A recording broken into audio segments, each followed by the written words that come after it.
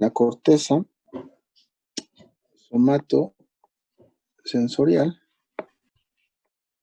Y ahora, a partir de la información que llegó, propia de los estímulos, ¿no? Generamos una respuesta. Una respuesta que puede ser hormonal y una respuesta motora. De tal manera que entonces, esta respuesta motora, digamos que es la que nos interesa revisar ya de manera particular, debe llegar necesariamente hacia lo que sería la médula espinal. Y esta médula espinal debe conectar necesariamente también con las motoneuronas que van a generar el efecto a nivel del músculo esquelético. Esta sería una motoneurona inferior. Entonces van a ser las alfa, las motoneuronas alfa. De tal manera que entonces esta, digamos, conexión a nivel de la médula espinal, cuando se genera la señal a nivel del sistema nervioso central, ¿no? Pues se genera y va a mandar la señal a diferentes áreas de interacción para que se genere una respuesta que, digamos, llegue aquí a la médula espinal de manera particular para desencadenar la respuesta motora como tal, pero aquí es donde nos vamos a detener un poquito, ¿no? En términos específicos, porque la corteza somatosensitiva, la corteza cerebral a través de las áreas correspondientes puede generar una señal que venga directamente de la corteza, o sea, se origina en la corteza motora, obviamente a través de todo un plan y todo un manejo que ahorita tenemos que revisar de manera particular, que llega a la médula espinal y entonces estas serían las motoneuronas superiores que van de manera directa.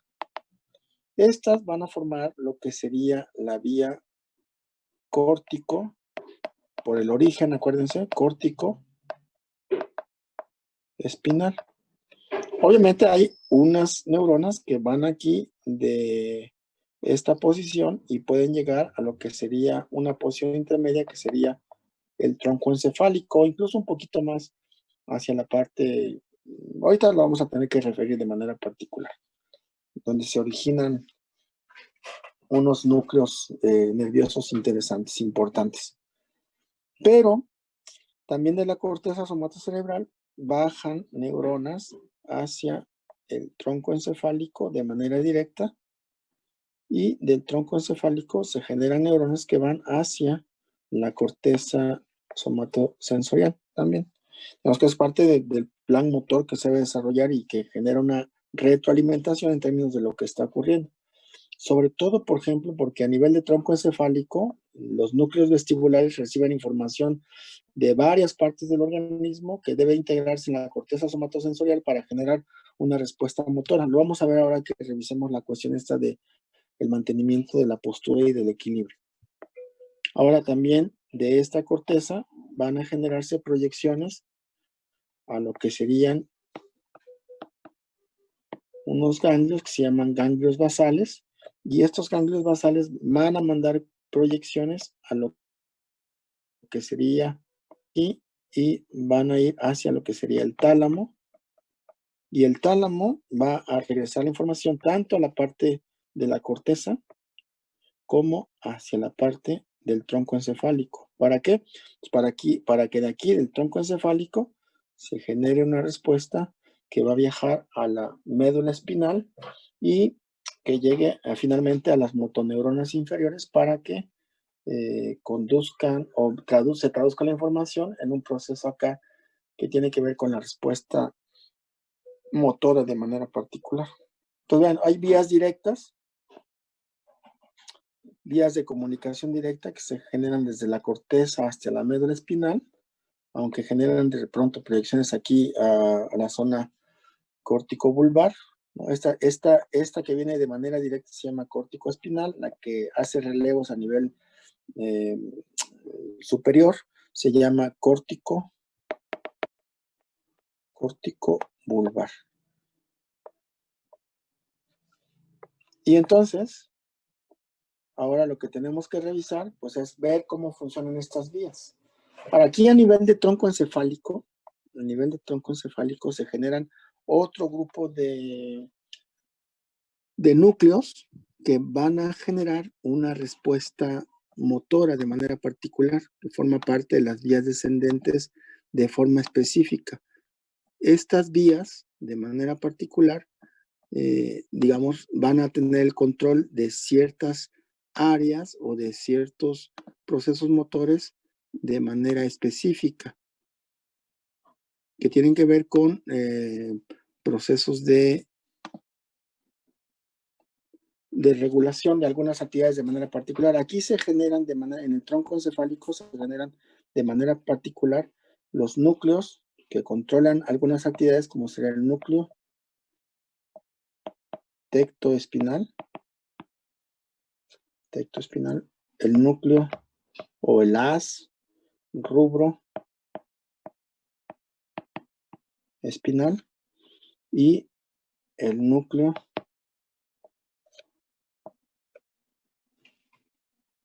¿cómo se llama este último? Vestíbulo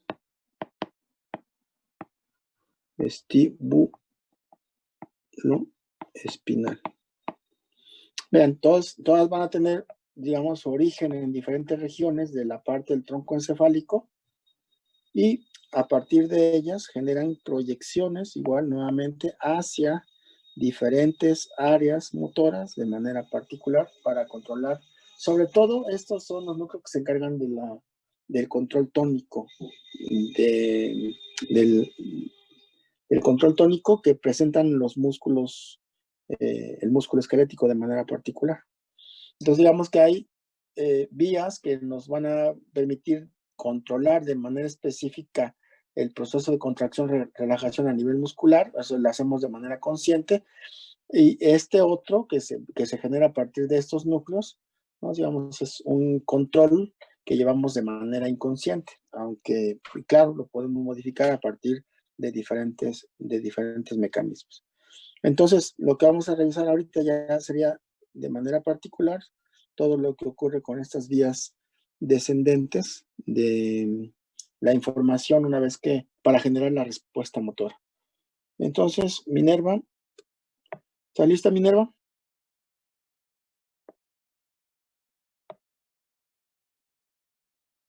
Minerva, ¿estás ahí?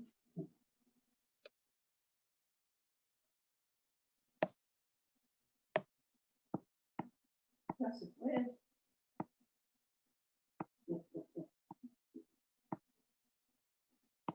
No está Minerva, creo, ¿verdad?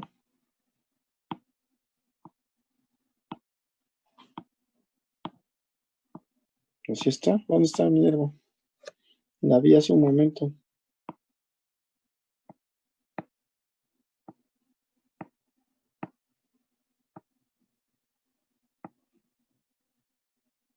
¿Quién estuvo trabajando con Minerva? ¿Mónica?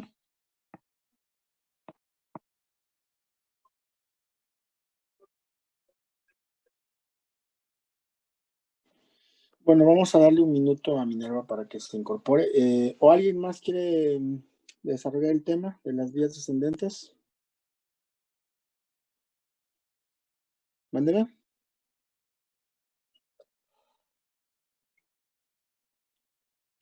Alexis. ¿Preparaste el tema, Alexis? No, profe, yo no llegué hasta esa parte. Yo estoy out. Nosotros lo tenemos. ¿Quién? Andrea. Andrea. A ver, Andrea, vámonos contigo, Andrea, entonces.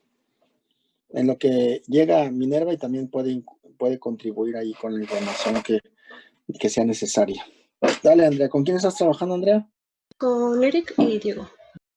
Eric y Diego. Muy bien. A ver, sorpréndanme. Ya, Me perdón, parece es que que no no puede puedo entrar. ¿Hola? Andrea, vamos a Creo que ya darle... terminé. Sí, vamos a dejarle a Mine que empiece y si hay contribuciones de parte de ustedes, Andrea, la pueden hacer sin ningún problema. Incluso en términos de intercambiar pantallas. Vale. Adelante, Mine. Ya voy. Ay, Pero no me deja compartir pantalla. ¿Pueden dejarlo? Ya, listo. Ay, ay, ay.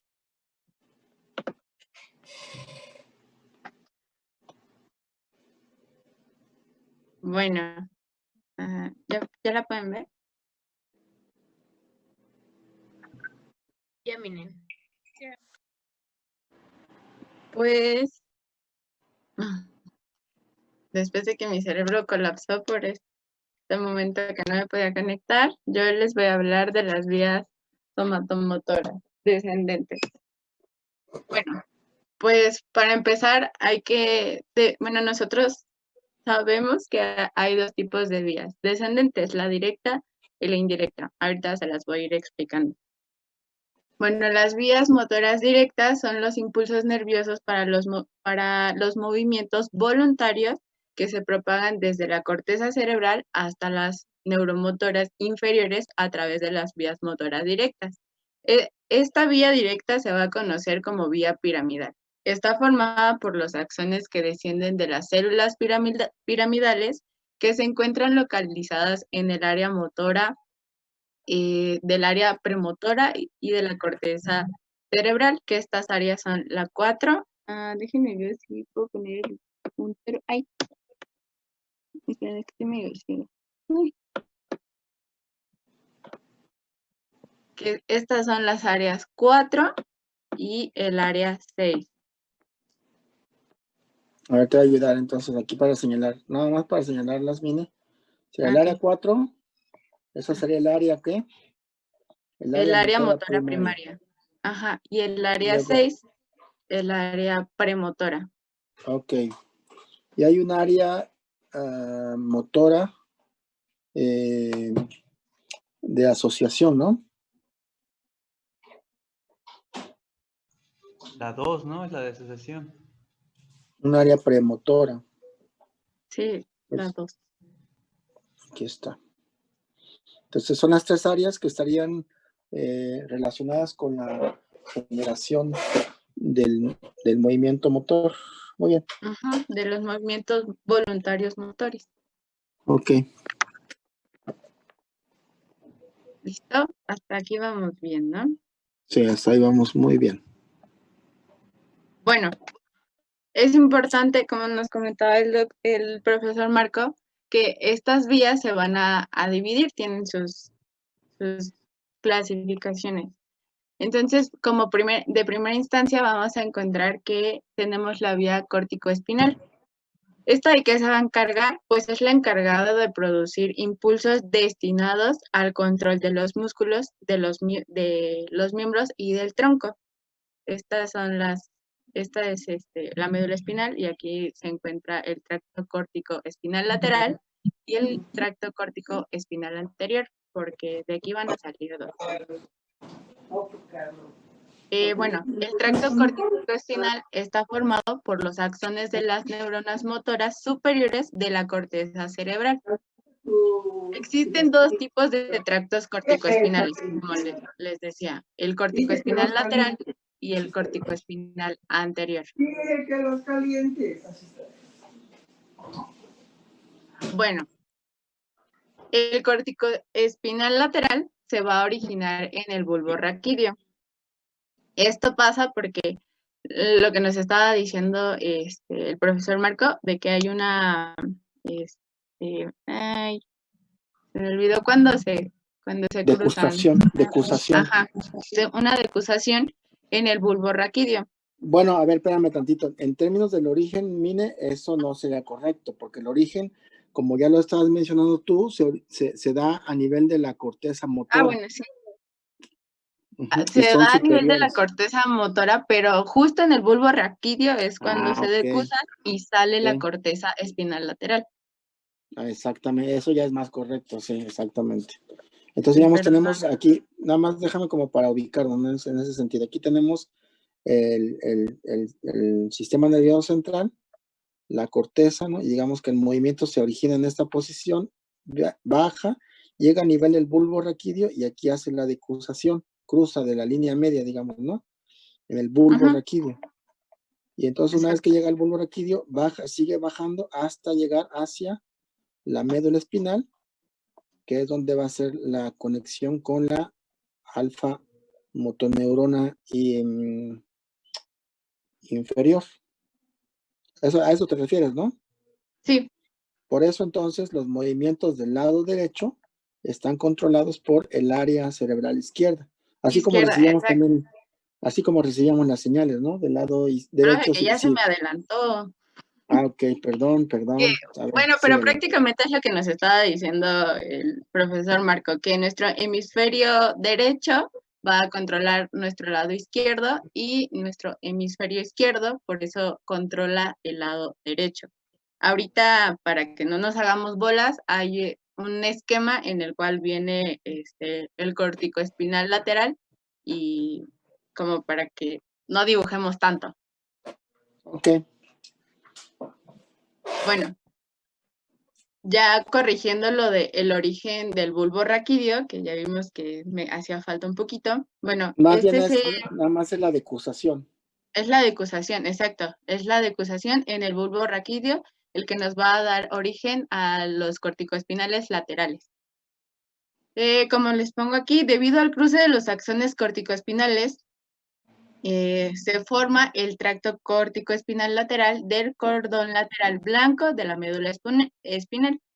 Sus funciones principales va a ser el control de los movimientos de las partes distales de los miembros. Los músculos distales son los responsables de los movimientos precisos, o sea, con estos nos ponemos guapos. Con estos, pues son los que nos dan alta destreza en las manos para ponernos como la pinturita y esas cosas. Ah, caray. Para jugar Y bueno, fútbol. también son los ágiles. Entonces, para que lo relacionemos, el corticoespinal lateral es los movimientos distales de los miembros y pues son movimientos precisos, ágiles, de alta destreza en las manos y en los pies. Muy bien. Como ya les había mencionado, la corticoespinal va a tener tanto lateral como una anterior. La diferencia va a ser que en la corticoespinal anterior, los axones corticoespinales que no se cruzan en el bulbo raquídeo forman el tracto corticoespinal anterior del cordón anterior de la médula espinal. Aquí tenemos que esta es la vía corticoespinal lateral, que es que se ve un poquito feo, no sé cómo hacerlo más grande. No, está bien, se ve bien. ¿Sí? ¿Lo ven bien? Yo lo veo un poco. Sí. Pero No, está bien. ajá, exacto. Esta vía es la corticoespinal lateral y esta vía es la corticoespinal anterior. Aquí está el bulbo raquídeo, que es donde va a haber la decusación y pues ya es la que va a viajar al tracto córtico, bueno, va a llegar a nuestra neurona motora inferior para que los músculos, bueno, para que llegue la inervación a los músculos esqueléticos, como se alcanzan a ver acá. Es importante que nosotros tengamos en cuenta que los corticoespinales anteriores terminan en los músculos esqueléticos que controlan los movimientos del tronco y los segmentos proximales de los miembros. Este va a ser del tronco.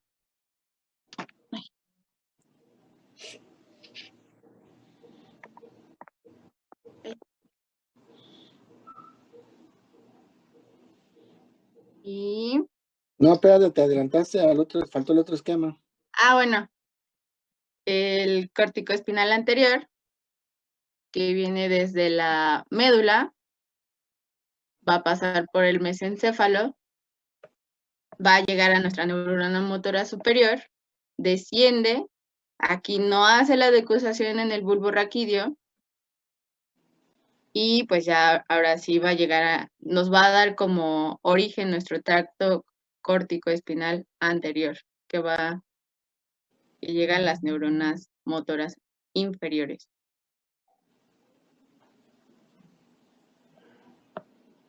Pero esa va a activar los segmentos proximales de los miembros, mientras que el otro va a ser los distales, ¿no? Exacto. Entonces esto va a ser para los proximales. Para los proximales y este es para los distales. distales. Muy bien. Perfecto. Bueno, también tenemos, no nada más a los laterales, sino también tenemos otro córtico vulvar. Este córtico vulvar, bueno, este tracto córtico vulvar está formado por los axones de las neuronas motoras superiores de la corteza cerebral. Los corticovulvares van a estar encargados de conducir impulsos para el control de los músculos esqueléticos de la cabeza. Estábamos hablando de los músculos inferiores de distal y de proximal, y ahora estamos hablando de músculo y cabeza. Esto también tiene que ver con cuellito. Aquí De cabeza y está cuello, cabeza y cuello. Ajá, cabeza y cuello. Aquí está el tracto corticovulvar. Que justo se origina aquí donde habíamos mencionado, ¿no? Del tronco encefálico. Exacto. Ok. Ya le doy a la que sigue. Bueno, las funciones del tronco corticovulvar, tenemos que los axones descienden desde la corteza hasta el tronco encefálico, donde algunas se decusan y otras no. Estas son importantes porque envían señales de aferencia a las neuronas motoras inferiores de los núcleos de los nervios cervicales desde el 3 hasta el 12. Estos van a ser los encargados de controlar los movimientos de los ojos, de la lengua, del cabello, la masticación, la expresión facial y el habla. Del cuello, Mina, no del cabello. Dije cuello, ¿no? Entonces ya escuché cabello. No, está bien, perfecto, muy bien. Perdón. Excelente. Bueno, pero estos van Vamos a ser bien. los encargados principalmente de cabeza y cuello. Corticovulvares, cabeza y cuello. Excelente, muy bien. Bueno, déjame preguntarle a Andrea y a su equipo si quieren agregar algo o quieren complementar algo de esto. ¿O alguien quiere complementar esta parte? Porque prácticamente ya, digamos, de la vía directa, pues eso sería todo. O no sé si tengas algo más que agregar, Mina. Pero le pregunto a Andrea y a su equipo, a Eric. ¿Y qué más me dijeron que estaba ahí? ¿No? ¿Ninguna contribución? Bueno, seguimos. Adelante, Mine. No. Ok. Bueno, pues este es igual un esquema en el cual para hacerlo más didáctico, y como yo estoy medio ciega y me gusta que se vean grandecitas, pues igual tenemos aquí. Bueno, también hay que tener en cuenta que los corticovulvares también van a descender, no nada más descienden solitos, estos descienden juntos. Los corticolaterales y los corticovulvares descienden juntos. Pero aquí el corticovulvar, bueno, tenemos igual aquí nuestra Hace un relevo a nivel del tronco encefálico. Ajá. Ujú. Tronco encefálico, bueno, aquí tenemos nuestra corteza cerebral, hemisferio izquierdo, tracto corticovulvar, van a bajar, va a llegar al pedúnculo cerebral. Del pedúnculo cerebral solamente se esquematizan 2 nervios para que no nos hagamos como tantas bolas, pero como les dije, los nervios que van a ser, sí, los nervios van a ser del 3 al 12 que van a tener funciones con la corticovulvar. Del pedúnculo cerebral va a pasar a la neurona motora inferior, aquí está esquematizado nada más el nervio facial y el hipogloso. Y de aquí, la neurona motora inferior llega la señal a la neurona, a los músculos. De la neurona motora inferior, llega la señal a los músculos esqueléticos de la expresión facial, como ya les había dicho, y a los músculos esqueléticos de la lengua. Esto es por lo de los nervios, ¿no? Muy bien, y las decusaciones se hacen en diferentes posiciones, por supuesto. Sí. Muy bien. Estábamos hablando anteriormente de las vías motoras directas. Ahora vamos a hablar de las vías motoras indirectas. Esto, como ya nos había comentado el profesor Marco, estas van a ser conocidas como las vías extrapiramidales. También seguimos hablando de la médula espinal, pero ahora estas van a ser las vías extrapiramidales. Estas, su origen van a dar a las vías motoras indirectas descendentes de los diversos núcleos del tronco encefálico. Los axones de las neuronas motoras superiores son las que nos van a dar este origen. La literatura nos decía que van a haber 5 tractos principales de la médula espinal, que es el tracto rubroespinal, el tracto tectoespinal, el tracto retículo espinal lateral, el vestibular espinal y el retículo espinal medial. Esos van a ser las vías van a ser los tractos de las vías motoras indirectas.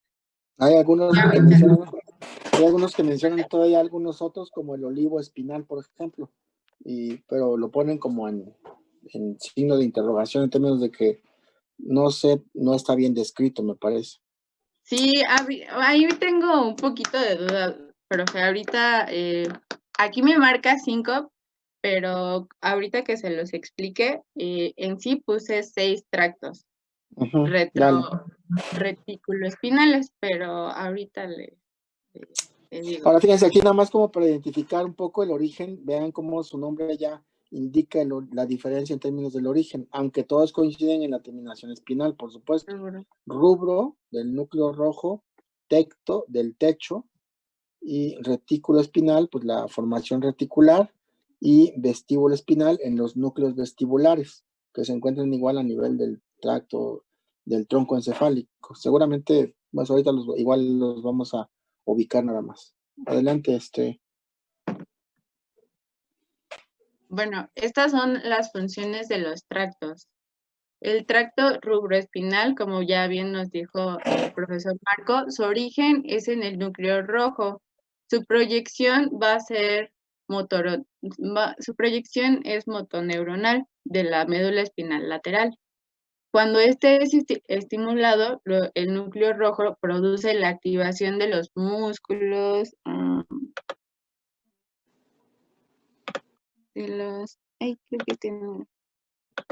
de los músculos flexores. Y cuando este es inhibido, pues los músculos extensores van a ser los afectados.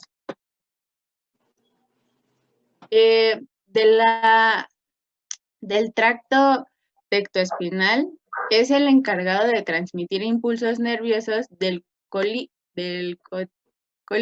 superior de los músculos esqueléticos y de los músculos esqueléticos que se mueven mediante una acción refleja. Estos van a ser principalmente, la función va a ser de la cabeza, de los ojos y del tronco en respuesta a estímulos visuales o auditivos. O sea, cuando nos espantan o algo así, es el que va a estar activado de los extrapiramidales. Es muy importante, hace rato que mencionaba el profesor Marco, cuál es el tracto que es el encargado de mantener la postura y el equilibrio en nuestro cuerpo, pues este es el vestíbulo espinal, que como bien dice, transmite impulsos nerviosos del núcleo vestibular, que recibe información aferente desde la cabeza hasta el oído. Y estos van a llegar a los músculos esqueléticos ipsilaterales del tronco de los segmentos proximales de los miembros para mantener la postura, ahí no se ve, el equilibrio en respuesta a los movimientos de la cabeza. Este es muy importante. Es sumamente importante, de hecho tan importante que, digamos, genera una serie de conexiones, como acuérdense que se encuentra en la zona reticular, casi en la parte central del tronco encefálico. Entonces este núcleo vestibular del tallo encefálico va a generar conexiones con muchas áreas, con el aparato vestibular. ¿Dónde tenemos el aparato vestibular? El aparato vestibular está relacionado con la estructura del oído. Del oído interno. Del oído interno, y genera conexiones directamente con el utrículo y el sáculo, que a su vez generan proyecciones con la parte de las células ciliadas. que se acuerdan que habíamos dicho que estas se modificaban en relación con la posición de la endolinfa. Entonces la endolinfa se mueve, las células ciliadas se mueven, y entonces dependiendo de la posición en la que estas células ciliadas se muevan, pueden generar una hiperpolarización o una despolarización. Si generan hiperpolarización, disminuyen su frecuencia de disparos. Si generan una despolarización, aumentan. El caso es que activan el nervio el vestibular y llegan a los núcleos vestibulares. Entonces reciben la información del aparato vestibular. El aparato vestibular no solamente manda información a los núcleos vestibulares, sino también manda información al cerebelo, de tal manera que se conecta el oído con el tronco encefálico en los núcleos vestibulares y hacia el aparato vestibular. Aparte, recibe información de los ojos. Digamos, los ojos mandan información sobre la posición en el espacio y digamos que esa información tiene que ser integrada en los núcleos vestibulares también. Además de eso, recibe información de la propiocepción, es decir, de todos los receptores articulares, de los tendinosos, de los musculares, de los cutáneos, incluso acerca de la posición del cuerpo en el espacio con respecto a si se está moviendo o no se está moviendo, y eso es a través de los receptores pilosos, por ejemplo. Pues toda esa información va a ser integrada a través de los núcleos vestibulares, genera proyecciones a nivel de la corteza motora y después regresa la información para que se genere una respuesta en el control de los movimientos corporales y también en el centro oculomotor, o sea, que tiene que ver con el movimiento de los ojos. De hecho, acuérdense ustedes, por ejemplo, seguramente lo han hecho, que se están moviendo de manera rotacional, el movimiento de sus ojos continúa, digamos, y paran de repente, el movimiento de sus ojos continúa todavía. Y entonces ese movimiento de los ojos hace que ustedes pierdan la sensación del espacio donde se encuentran, hasta que vuelven a recuperar la posición oculomotora o la posición, digamos, que les permite establecerse en el espacio, recuperan el equilibrio. Entonces, eso ocurre por dos grandes movimientos, digamos. Uno, el movimiento de los ojos, y otro, el movimiento de las células ciliadas a partir del aparato vestibular. Pero todo lo controla el núcleo vestibular, que forma parte del sistema vestíbulo-espinal. Sale, Mine. Gracias, perdón. No, gracias, profe. Bueno, también entre los tractos nos encontramos con el tracto pontino reticuloespinal y el tracto bulbar, que también es reticuloespinal. Aquí tenía duda de cuál se llamaba, o sea, no sé, los nombres como que me causaron un poquito de confusión, porque, bueno, ahorita les digo. Bueno, pero en sí el tracto pontino se origina en la protuberancia, en el núcleo de la protuberancia. Su proyección es en la médula espinal ventromedial, y cuando es estimulado, tiene un efecto activador sobre los músculos extensores. A diferencia del tracto bulbar. Por el origen, es el origen del núcleo. Ok. Bueno, el tracto bulbar reticuloespinal, va a ser originado en la formación reticular bulbar. La proyección va a ser igual en la médula espinal, pero esta va a ser motora. Cuando es estimulado, tiene un efecto inhibitorio, especialmente en los músculos extensores. También decía que en los flexores, pero principalmente va a ser en los músculos extensores. Extensores. Tracto vulvar. No sé si viene la localización, nada más como para objeto de ubicarlos espacialmente.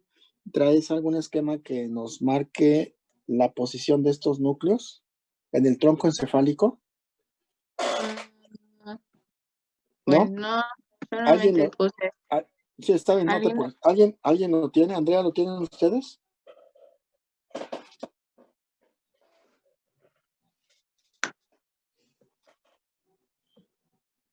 Andrea, ¿no? Tampoco lo tiene. ¿Alguien más lo tiene? Bueno, ¿alguien lo tiene de casualidad? La ubicación no. Ok, lo vamos te las voy a recomendar que la busquen nada más para una cuestión de ubicación en posición anatómica, no por la cuestión que, digamos, la parte funcional ya la revisamos aquí, pero la parte de la ubicación, pues nada más como una cuestión de detalle académico, ¿no? Muy bien, Mine, continúa, por favor. Ya vimos estos tractos, las extrapiramidales. Extrapiramidales. De todos modos, si no la busco, la agrego a la presentación y ya, Te las mandas. ujú, Excelente. para que esté completo. Ok. Y pues ya de ahí, ahora sí podemos pasar a los ganglios basales, que era prácticamente el tema. Los ganglios basales, como bien sabemos, los núcleos basales y el cerebelo influyen en los movimientos mediante sus efectos sobre las neuronas motoras. Los ganglios no van a funcionar por su cuenta. Estos funcionan íntimamente vinculados con la corteza cerebral y el sistema del control motor córtico-espinal. Ya les mencioné que hay un córtico-espinal lateral y un córtico-espinal anterior. En este esquema solamente pues vamos a ver cómo es de Mickey Mouse, dirían. Pero aquí podemos encontrar al ganglio del putamen y al glóbulo pálido. Acá está el núcleo caudado. Y ahorita en otro corte lo vamos a ir viendo un poquito mejor. Esto solamente es como para ver pues con quién está relacionado anteriormente, posteriormente y lateralmente. Antes de entrar a esto, Mine, ¿cuál es el papel funcional de los ganglios basales en términos del control motor? Su función principal es los movimientos, es regular la actividad de los movimientos musculares. Adelantito Sí. lo tengo. Ok, pero no está bien, es regular el movimiento motor y lo hace desde la generación del movimiento motor y la conclusión del movimiento motor. Uh-huh. Exacto. Porque va a ser un auxiliar, los ganglios van a ser un auxiliar de las neuronas motoras. Bueno, ni tan auxiliar, o sea, es un regulador muy importante en términos de la actividad de las neuronas motoras. Muy bien, adelante, Mon. De hecho, ahorita seguramente lo tienen que mencionar en términos de cómo están integradas las relaciones funcionales entre los componentes de los ganglios basales.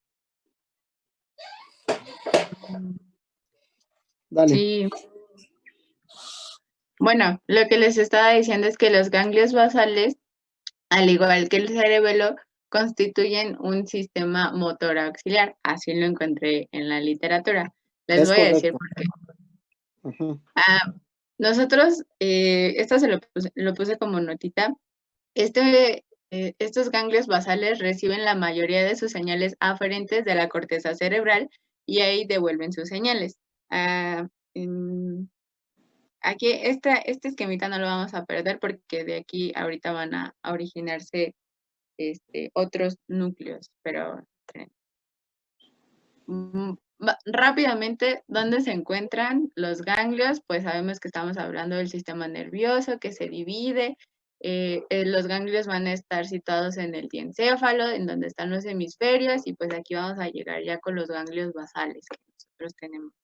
Que como ya en esta se ven mejor, acá está el putamen, aquí está el ganglio pálido, el caudado y el subtalámico, que no es como tanto un ganglio, pero esto ya está. Bueno, como ya les había mencionado, tenemos al ganglio putamen y al ganglio glóbulo pálido. El conjunto de estos glóbulos van a originar al núcleo lenticular. El núcleo caudado junto con el núcleo lenticular nos va a dar origen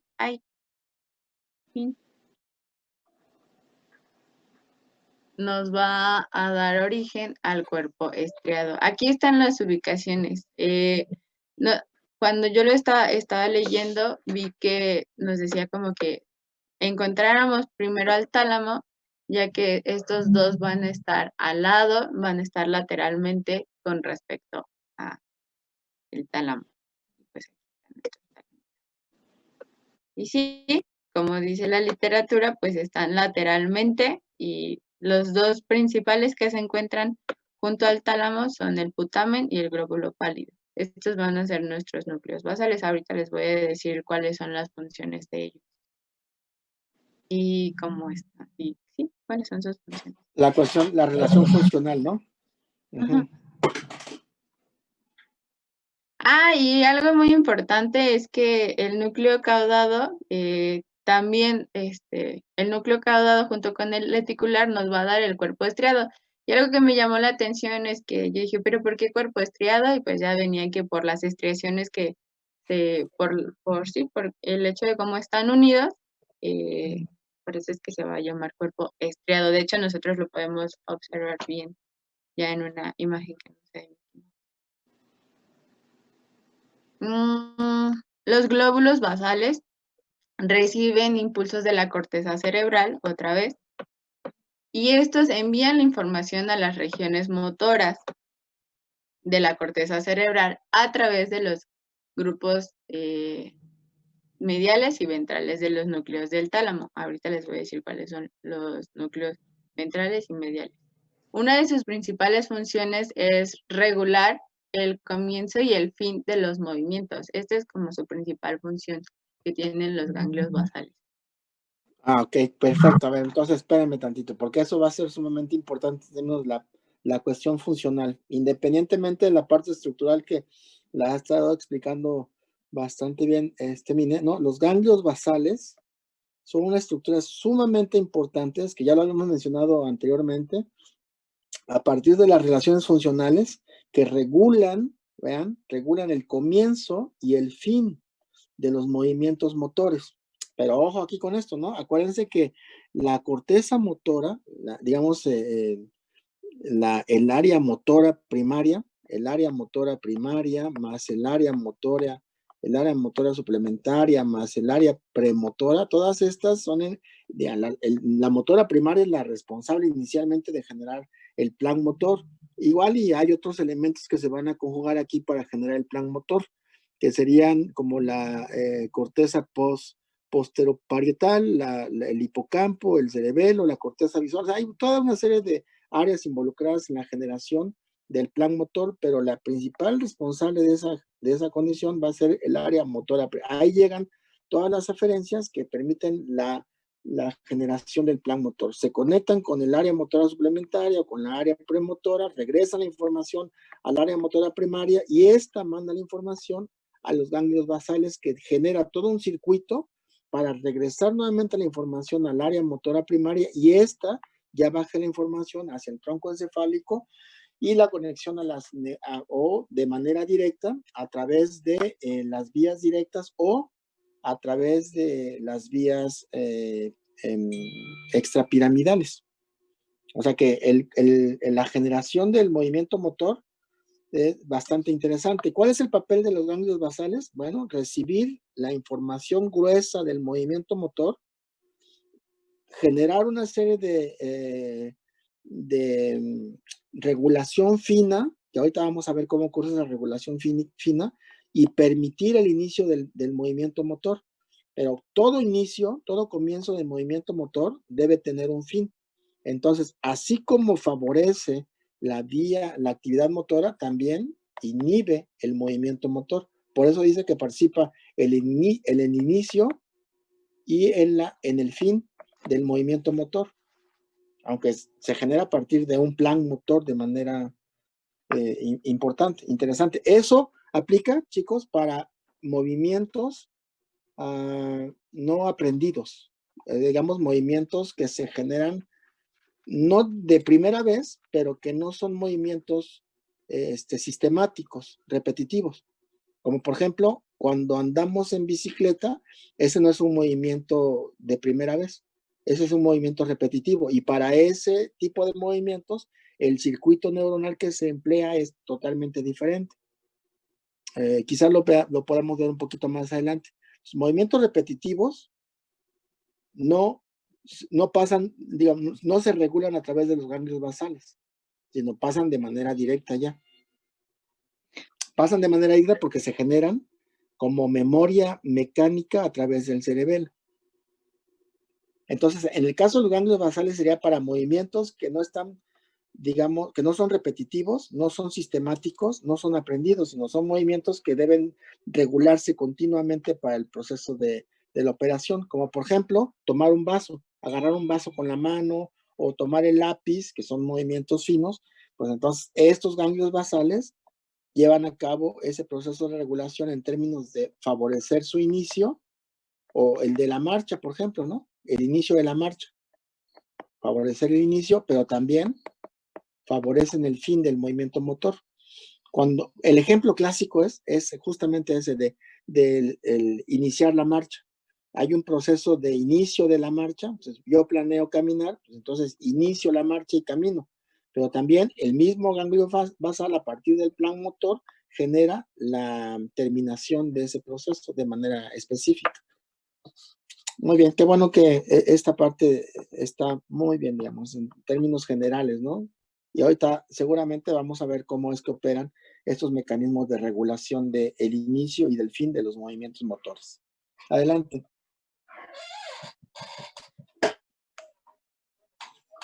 Bueno, también está este esquemita de los núcleos basales que constante, como ya les había dicho, si se conjugan, van a originar otro núcleo, ¿no? Bueno, otro nombre de otro núcleo.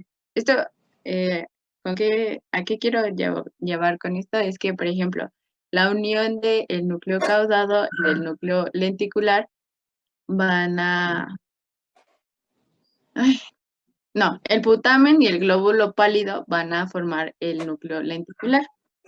El putamen y el caudado forman el núcleo neogástrico y el globo pálido constituye el paleoestriado. Estos nos van a dar, estos núcleos van a formar los núcleos dorsales.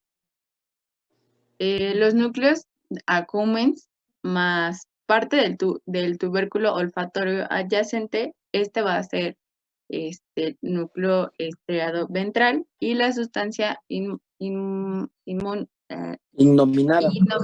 va a ser la pálido ventral. El núcleo subtalámico y la sustancia negra no son componentes de los núcleos basales, pero tienen relación en su estructura y en su función con los núcleos caudado y lenticular. Esto solamente es porque recuerdan que les dije que llegaba la información de los núcleos dorsales y ventrales. Esto es como más esquemático, nada más para que nosotros sepamos quién forma el núcleo lenticular. Ajá, exacto. Ok. Pero sí, básicamente las funciones generales que tienen los núcleos es recibir información desde los lóbulos de la corteza que se vayan a proyectar a través del tálamo, como ya les había dicho. Hay que encontrar primero el tálamo para empezar a ver a los ganglios. Y estos van a llegar hasta la corteza frontal para contribuir la regulación de los movimientos. Como ya nos estaba diciendo el profesor Marco, de los movimientos finos, de los movimientos faciales. Y ahorita les voy a poner un ejemplo, espero que se rían. Bueno, las funciones generales de los ganglios basales intervienen en la planificación y en la programación del movimiento, es decir, en los procesos de los cuales el pensamiento abstracto es convertido en una acción voluntaria. Y ojo aquí, no, nuevamente vuelvo a insistir en esta parte. Quiere decir que entonces el tipo de movimiento que está regulado por los ganglios basales no es un movimiento aprendido, sino es un movimiento que es planificado, que se programa, ¿no? Y a partir de la generación de un pensamiento. Entonces, el pensamiento se genera, el cerebelo, por ejemplo, no es capaz de generar pensamientos. La corteza sí, la corteza somatosensitiva. Ahí se generan los pensamientos, ahí se genera el plan motor y se generan todas las interacciones correspondientes con las áreas que ya habíamos mencionado y a partir de ello se lleva a cabo la ejecución del plan motor. Ya cuando se habla de la ejecución, entonces ahora sí tiene que intervenir los ganglios basales para llevar a cabo la regulación en términos de el inicio y el fin del plan motor. Adelante. Bueno, igual es otra diapositiva de cuáles son sus funciones para que no se nos olvide, ya que los ganglios basales desempeñan roles importantes en la influencia de las funciones motoras. Estos ayudan a iniciar y finalizar algunos procesos cognitivos como la atención, la memoria y la planificación.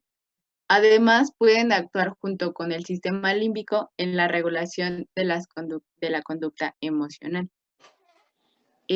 Cuando hay alguna alteración en alguno de nuestros ganglios, estas pueden ser algunas enfermedades como Parkinson, trastorno compulsivo obsesivo, esquizofrenia y la ansiedad.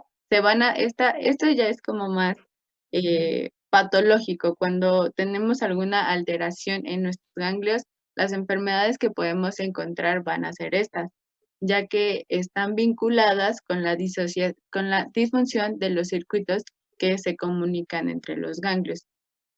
Este tipo de enfermedades hay que pensar en alguna alteración de nuestro ganglio. Porque además los ganglios basales están conectados con otras funciones cognitivas, por ejemplo, con la cuestión emocional, en términos de la formación del sistema límbico, sobre todo, que está asociado a estas condiciones. Ahora, el Parkinson directamente está relacionado con alguna alteración de los ganglios basales, que seguramente ahorita lo podemos referir sin ningún problema. Pero la esquizofrenia y la ansiedad, pues no necesariamente. Muy bien, adelante. Bueno, estas son características de qué es lo que vamos a encontrar en cada uno de los ganglios. Por ejemplo, en el ganglio pálido tiene neuronas GAP. Va a constar de dos extremos, el extremo externo y el extremo interno. La sustancia negra va a tener igual dos proporciones. Va a ser la porción completa, que esta se utiliza principalmente dopamina. También está la porción reticular, que esta utiliza GABA.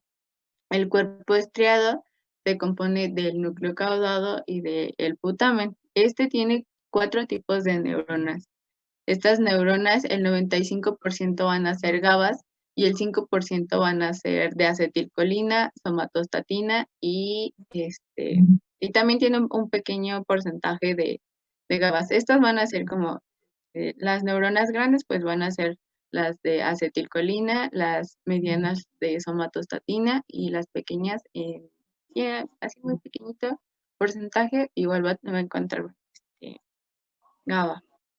Ahora, nada más también como para agregar aquí, la mayoría de las neuronas excitatorias a nivel de los ganglios basales van a utilizar glutamato, la mayoría de ellas, aunque también pueden utilizar, como mencionan aquí, acetilcolina en menores proporciones, dopamina en algunas áreas de manera particular y histamina también pueden utilizar como neurotransmisor, no solamente los que estamos mencionando aquí, depende de si presentan o no los receptores de manera particular.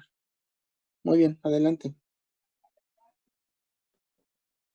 Bueno, también la literatura nos marcaba los circuitos del putamen.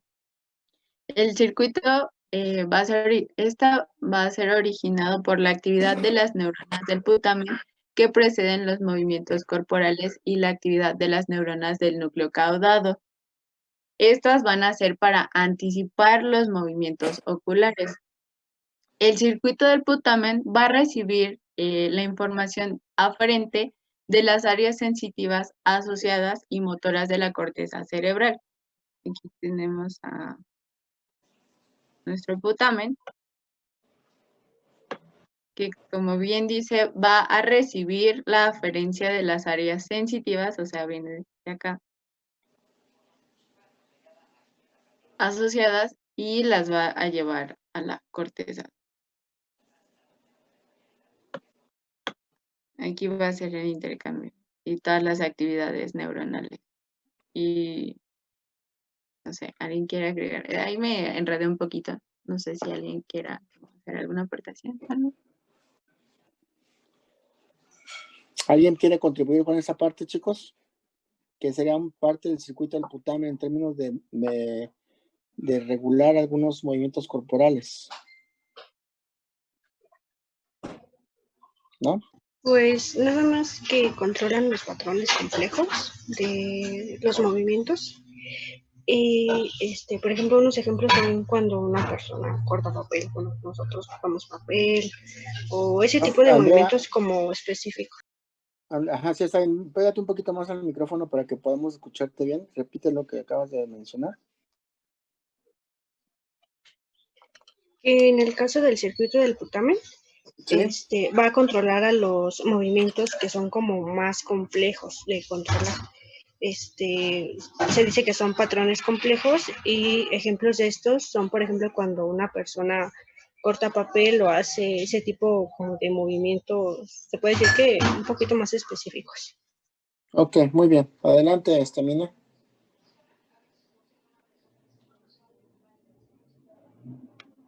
El núcleo del glóbulo pálido, este va a participar en la regulación del tono muscular de determinados movimientos del cuerpo. Estos ganglios basales también controlan la contracción subconsciente del músculo esquelético. Por ejemplo, el balanceo automático de los brazos cuando nosotros vamos caminando o la risa espontánea. Me dio mucha risa cuando estaba leyendo que decía que el glóbulo pálido no es el glóbulo pálido, no es la risa por compromiso que usted exterioriza conscientemente cuando alguno de sus profesores de anatomía o de fisiología quieren hacerse el ejercicio. Qué graciosa, Mine, qué graciosa. Soy bien graciosa. Adelante. Bueno, pero en sí, esa es la regula. Sí, los ganglios basales, esa es su función principal, controlar la contracción subconsciente del músculo esquelético.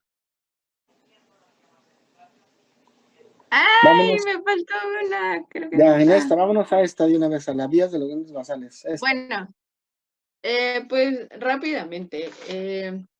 La relación, la vía de los ganglios basales. Sí, ya la relación directa de los ganglios Aquí basales. nos va a dar, es la relación entre la corteza cerebral y los ganglios basales y el tálamo. Esto es prácticamente de lo que teníamos que hablar. Las Sí, líneas bueno, azules de todo, continuas, pero sí. las líneas azules continuas nos van a hablar de las vías excitatorias y las líneas como marrón o, no sé, naranja, como las vean, esas van a ser las líneas inhibitorias. Como lo habíamos estado viendo, pues tenemos nuestra corteza por una vía excitatoria, va a estar ayudado del del núcleo estriado, se puede inhibir,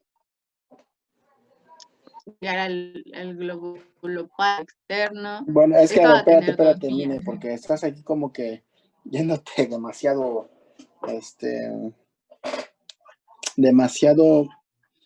superficial con esta condición. Digamos que ya sabemos que el plan motor se genera en la corteza y que entonces tiene que pasar por los ganglios basales para llevar a cabo la regulación en términos de el inicio del movimiento y el fin del movimiento. Entonces, ¿cómo se da la relación funcional en todos estos componentes que marcaste como parte de los ganglios basales? ¿Quién me explica este esquemita que está, digamos, relativamente simple en términos de ver lo que ocurre? Vean, porque aquí, digamos, en términos generales, lo que tendríamos es que de la corteza se va a llevar la información a nivel del tálamo y el tálamo va a generar una respuesta aquí, vean, que puede ser positiva, ¿no? O no positiva, pues se puede inhibir o se puede excitar, puede tener una respuesta positiva o puede tener una respuesta inhibitoria. ¿Por qué razón digo esto? Porque acuérdense que la función de toda esta estructura, de toda esta parte que denominamos como ganglios basales, es favorecer a nivel de la corteza la aparición del movimiento, pero también puede ser la inhibición del movimiento como tal. Eso significa que el tálamo va a ser la estructura que regula de alguna manera la expresión de este estímulo positivo o la no aparición de ese estímulo excitatorio a nivel de la corteza. Si aparece el estímulo excitatorio, entonces quiere decir que inicia el movimiento, se inicia el movimiento, pero si no aparece el estímulo excitatorio, desaparece, entonces esto implicaría un fin del movimiento, porque eso es lo que hemos estado revisando hasta ahorita, es que los ganglios basales van a estar regulando el inicio y el fin del movimiento motor. ¿Están de acuerdo? Sí, ¿verdad? Ok, bueno, entonces vean, cuando inicia, ¿quién me lo quiere explicar este mecanismo, digamos, de cómo opera? Porque toma 2 vías. Hay 2 mecanismos por los cuales el sistema puede funcionar. Una vía sería a partir de este camino, digamos, por aquí. Déjenme ver, por aquí así. Así. Y el otro camino sería de manera directa. Así. Entonces, tenemos 2 caminos para llegar al mismo fin. Sí, Una de vía hecho, directa, bueno, esta que sería la denominada vía directa y esta que sería Pero denominada tenemos un como esquemita, por si quiere que lo pongamos. de vía, hecho tenemos 2 esquemas de cada vía. una que sería la vía indirecta. Y cada una de estas vías va a tener un efecto completamente diferente a nivel del tálamo, que entonces va a favorecer la parte excitatoria o va a disminuir el efecto excitatorio a nivel de la corteza. ¿Quién dice yo? Ya escuché por ahí que hay varios que quieren participar. Pero este esquema está muy sencillo, es muy fácil de poder entender. Pero si quieren poner otros, adelante, no hay ningún problema. ¿Quién dijo que yo? Yo quisiera poner otro. A ver, ponlo por favor. Si quieres, Mine, deja que comparta Andrea. Sí, Andrea, ¿verdad?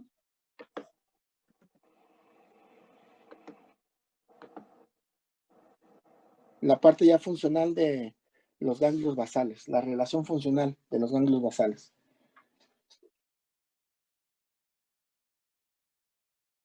Mientras denme todavía, Andrea, me das 2 minutos y ahorita regreso con ustedes, por favor. 5 minutos para ir al baño. Sí, vayan al baño mientras.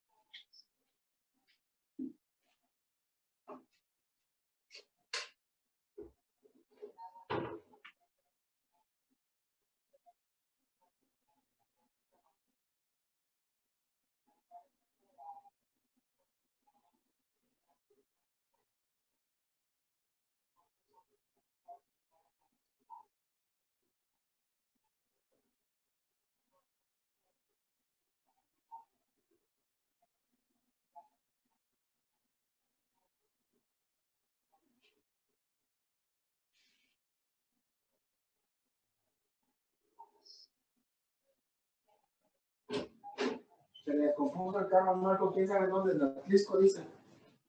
A ver qué fregado vamos a hacer.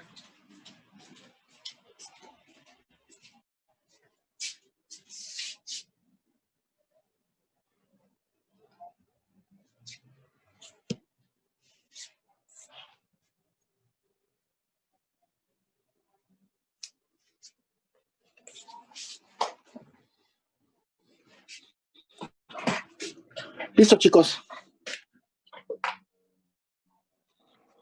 A ver, Andrea. Bueno, es que no se activaba mi micrófono. Ok. Bueno, tenemos 2 vías, va a ser la directa y la indirecta. Y la indirecta va a comenzar aquí en el núcleo estriado. Bueno, o sea, tiene que llegar primero una señal desde la corteza.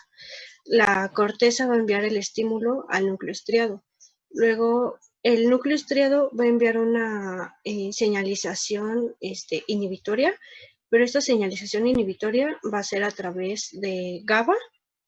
La va a llevar hacia el globo pálido. El globo pálido también otra vez va a llevar esta señalización inhibitoria también por GABA. Sí. Y lo va a llevar hasta los núcleos subtalámicos.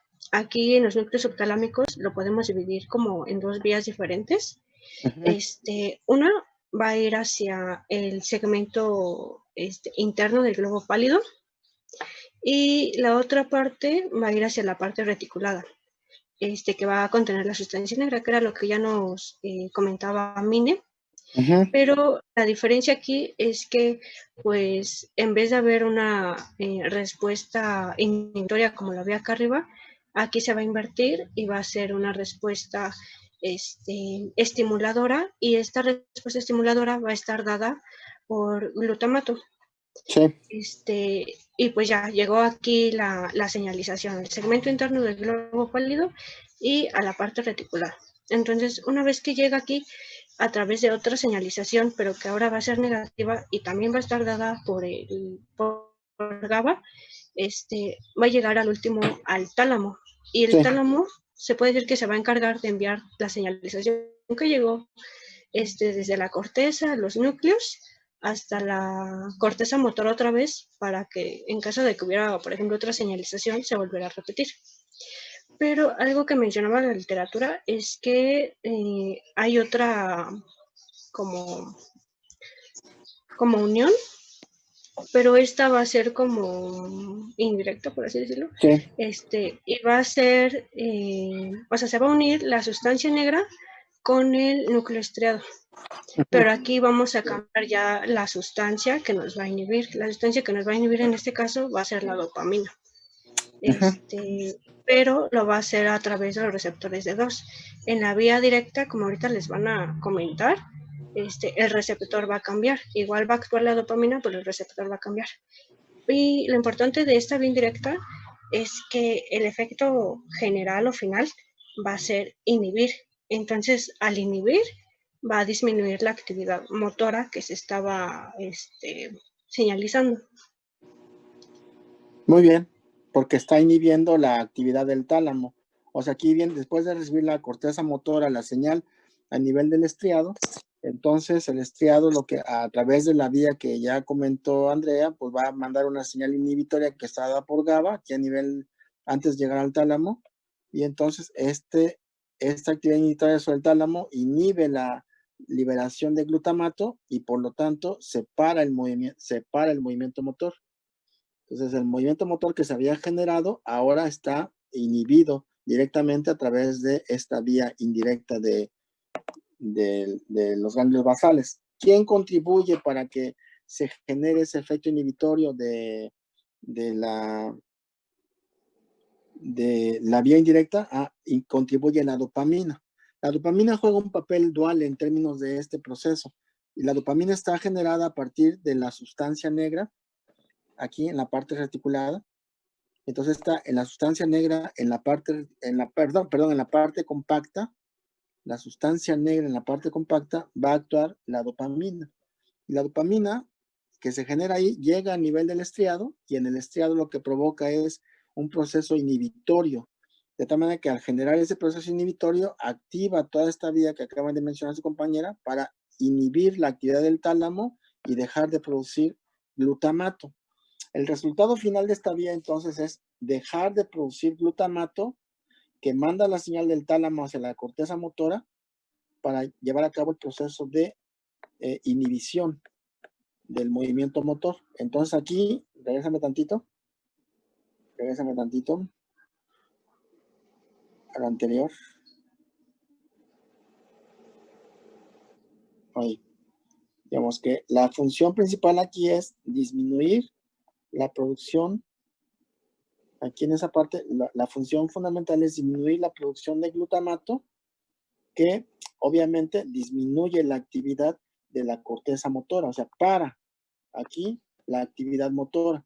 ¿Quién contribuye para que este proceso sea más eficiente? La dopamina, a través de los receptores D2. Esta es la vía indirecta en términos de su funcionamiento. Muy bien, Andrea, la siguiente, por favor. Bien, ahora vamos a pasar a la vía directa. Como mencionó mi compañero, en el caso de la vía indirecta, el efecto general es inhibitor. En el caso de la vía directa, el efecto general que vamos a tener va a ser excitador. Va a empezar, obviamente, con la señalización de la corteza, que va a mandar una señal positiva por el glutamato al estriado. Sí. En el estriado, posteriormente, va a mandar una señalización inhibitoria mediante GABA al segmento interno del globo pálido y a la parte reticulada de la sustancia negra. Posteriormente, estos dos van a mandar una señal inhibitoria, igual por GABA, al tálamo, y ya en el tálamo vamos a tener que va a mandar una señal, directamente hacia la corteza, una señal excitatoria a la corteza. Y así va a ser la vía directa. Aquí digamos, para entender este mecanismo en términos de los procesos de inhibición y excitación, digamos, el segmento interior del globo pálido y la parte reticulada de la sustancia negra, que ahora está siendo afectada por la dopamina. Aquí en esta parte vamos a tener actuando a la dopamina. A nivel del estriado. Pero vean ahora, tenemos que la dopamina está actuando sobre los D1 y entonces está aumentando los efectos inhibitorios para que entonces el segmento delgado del globo pálido y la sustancia negra reticulada generen ahora una señal inhibitoria. Esta señal inhibitoria, ¿no?, va a llegar a, digamos, que tenía que salir de estas áreas, entonces deja de producirse. Al dejar de producirse esa señal inhibitoria, porque miren, se está inhibiendo, ¿no? O sea, el estriado va a inhibir la actividad del segmento y la actividad de la parte reticulada, y esta actividad que disminuye, digamos, la actividad, va a hacer que la señal inhibitoria que tenemos aquí también disminuya. Por lo tanto, ¿cuál va a ser la respuesta del tálamo? La respuesta del tálamo va a ser secretar glutamato para que entonces vaya a la corteza, regrese a la corteza motora, y entonces favorezca la aparición del movimiento. Por eso dice aquí que el efecto general es un efecto excitatorio. Porque aquí, si hacemos las cuentas, ¿no?, de menos por menos, ¿qué da? Más. Menos por menos, pues da más.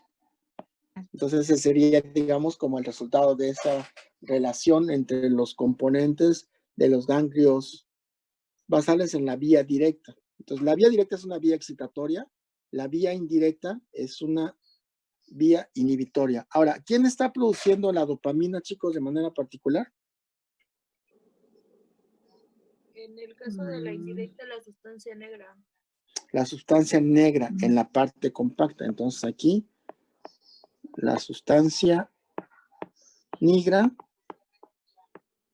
en la parte compacta es la responsable de generar la dopamina, y la dopamina va al estriado de todas maneras.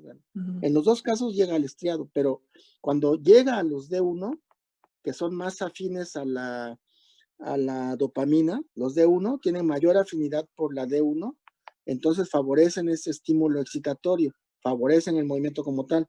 Pero si después de eso, la dopamina, digamos, dopamina va a llegar sobre los dedos, y entonces los dedos lo que hacen es generar el proceso inhibitorio del movimiento, activando la vía indirecta, por supuesto. Adelante, chicos.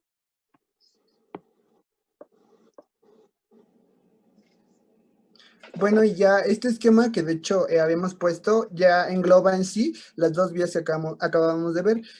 Como pueden observar, la directa va de la corteza al estriado, y estas mandan la señal al globo pálido y a la sustancia negra para llegar al tálamo. Y en el caso de la vía indirecta, al llegar al estriado, la señalización se va a pasar al glóbulo pálido externo y luego a los núcleos subtalámicos para llegar a los globos pálido interno y sustancia negra, y que llegue al tálamo. Es lo que estaba Perfecto. explicando el profe hace un momento, que en el caso de la vía directa, pues como tal es directa, las flechas van hacia abajo completamente, y en la vía indirecta da como un giro.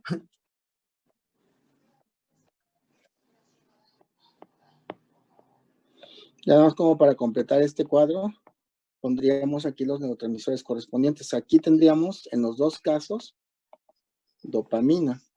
Entonces, la dopamina, si va sobre los D2, sería inhibitorio. Si va sobre los D1, sería excitatorio. Esa es la diferencia con respecto a la respuesta a nivel del estriado. Y aquí tendríamos glutamato. Entonces, cuando tenemos la vía indirecta, ¿qué es lo que pasa con el glutamato, chicos? Con la vía indirecta, ¿qué pasa? ¿Aumenta o disminuye? Con la vía indirecta. ¿Disminuye? Claro, con la vía indirecta, aquí le voy a poner, la vía indirecta lo que hace es disminuir glutamato. Y la vía directa, ¿qué hace con respecto al glutamato? Pues lo incrementa. La vía indirecta inhibe la secreción de glutamato. La vía directa activa la secreción de glutamato. Esa es la manera en que funciona. Ahora, es para que la vía indirecta o la vía directa sean favorecidas, necesitamos dopamina. Se necesita dopamina que actúe primero sobre la D1 para activar el movimiento, la vía directa, y después para inhibir el movimiento a través de la D2, a través de la vía indirecta. Muy bien, adelante.